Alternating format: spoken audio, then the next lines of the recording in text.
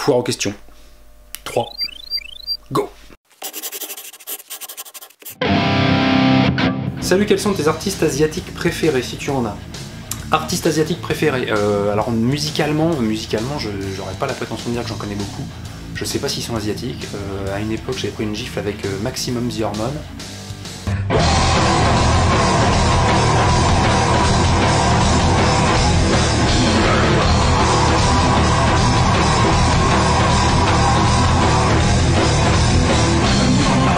Qu'est-ce que j'avais connu d'autre aussi comme un truc asiatique? Je sais plus le nom, je vous l'écrirai, mais c'était une chanson complètement farfelue avec un clip de ouf, où c'était rock, où ça jouait de la flûte à bec.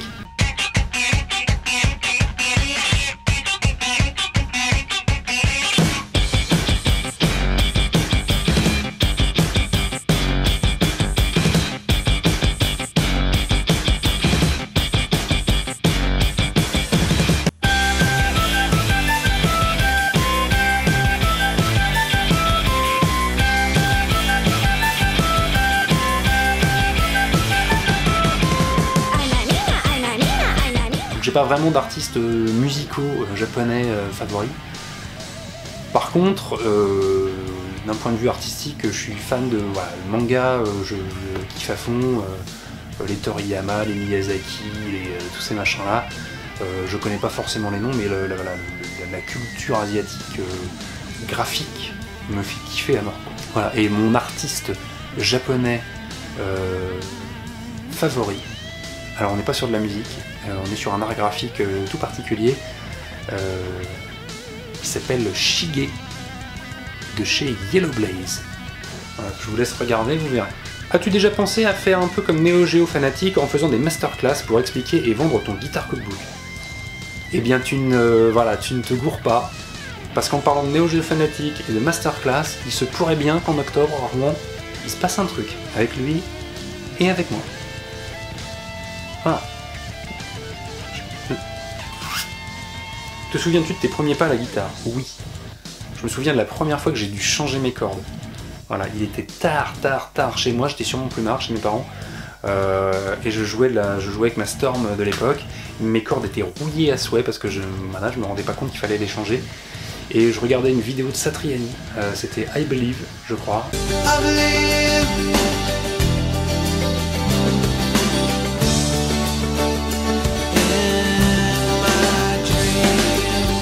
Et j'essayais de repiquer salement ce qu'il faisait et tout, et au cours d'un bend, j'ai une corde qui a pété. Et là, ça a été le drame. Ça a été le drame. Comment t'es venue cette passion? C'est la faute à mon frère. Voilà, il avait commencé la gratte, et puis du coup, je me suis dit que ça avait l'air cool, et puis du coup, j'ai commencé aussi. Est-ce que tu comptes faire des vidéos avec des abonnés? Explication plus précise de ton anti-sèche, jam session, etc. Inviter du monde chez moi? Non, j'ai pas prévu trop d'inviter du monde chez moi. Question, Fender ou Gibson? Je vous laisse en débattre dans les commentaires. Voilà. On est à peu près tous d'accord pour dire que la meilleure marque des deux, c'est... Voilà. Est-ce que l'on peut avoir une réponse différente à une même question?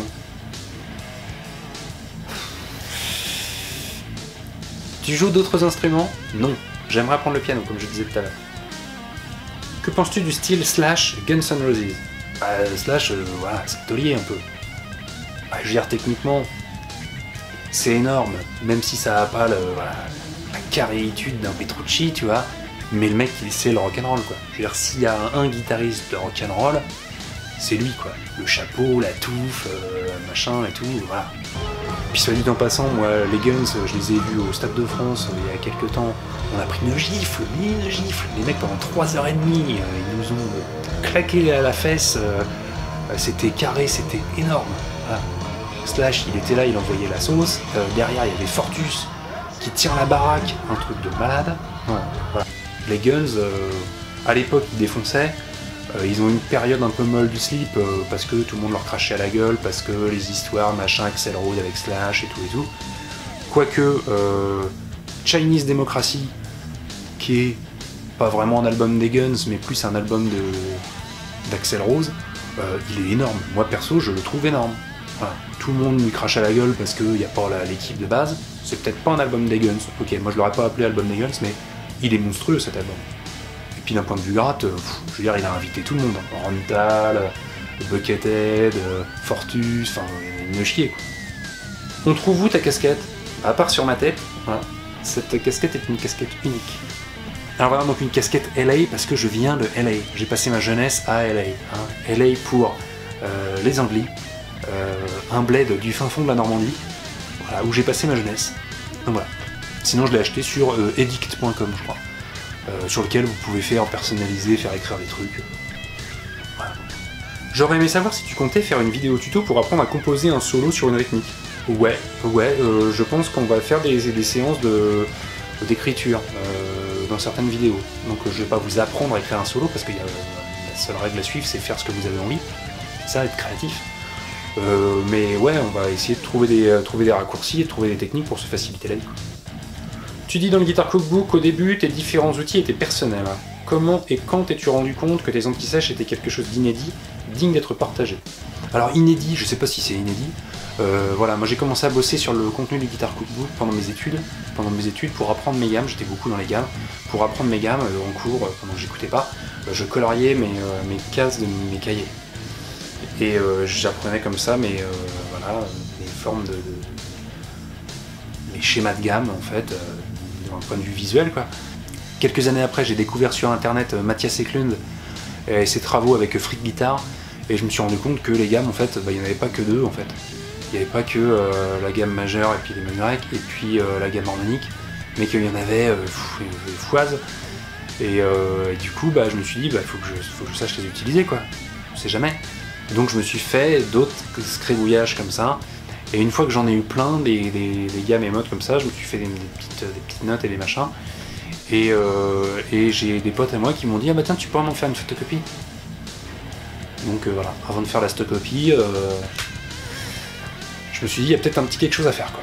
Donc j'ai commencé en indé, avant l'avènement de Facebook et tout, donc la promo c'était difficile, j'ai créé un petit bouquin qui s'appelait Mettez-Douala, que j'ai vendu pendant un certain temps, et après ce certain temps, j'en ai eu marre parce que je galérais vraiment à le vendre, et puis en faire la promo c'était juste très difficile. Donc j'ai proposé à un éditeur de le reprendre. Donc j'ai tapé à la porte de Diffusion qui a repris le contenu, on a rédigé ensemble et on a fait un de leurs bouquins qui s'appelle aujourd'hui Musique en poche numéro 52, c'est les gammes à la guitare que vous pouvez trouver dans pas mal de magasins de musique parce que les diffusions ils sont très diffusés. Dans ce recueil de gammes il n'y avait que les gammes et j'ai commencé à travailler sur la version du Guitar Cookbook, à savoir avec les gammes et leurs harmonisations et le lien avec les accords. Je l'ai proposé à mon éditeur, je l'ai contacté, il m'a jamais répondu. Donc tant pis pour lui, du coup, tant mieux pour moi. Du coup je l'ai fait moi-même, je me suis relancé dans l'auto-édition et ça marche plutôt bien et du coup je me suis découvert un nouveau métier en fait. Donc voilà, histoire du comment on en vient à colorier des cases sur un cahier à aujourd'hui vivre un peu de ma passion, donc c'est cool. Je sais qu'il y a des notes cibles qui vont bien avec tel ou tel accord de la gamme, mais je ne sais jamais lesquelles. La 6e pour le degré 2 ou bien c'est la 9e. C'est possible de nous faire une petite vidéo là-dessus? Alors non, c'est pas possible de faire une vidéo là-dessus parce que les target notes, les notes cibles, j'ai jamais travaillé ça. Je sais que c'est une très très bonne façon d'écrire des solos et des phrasés qui défoncent, et de faire des improvisations qui défoncent aussi.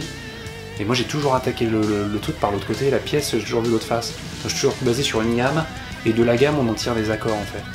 Et en fait là c'est le système inverse, c'est-à-dire que d'un accord, on en tire non pas une gamme, mais des notes qu'on peut utiliser sur l'accord.